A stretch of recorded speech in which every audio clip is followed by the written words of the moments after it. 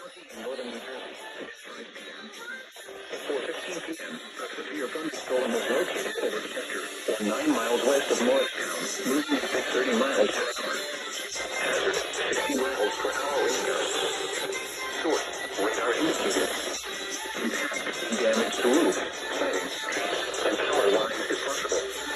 Locations impacted include Morristown, Dover, Madison, Gorham Park, East Hanover, Lincoln Park, Hemlock, Gleason, Butler, Orton, Rockaway, Morris Plains, Mendham, Mountain Lakes, Riverdale, Chester, Victory Gardens, Sockasana, Kenville, and Parsippany.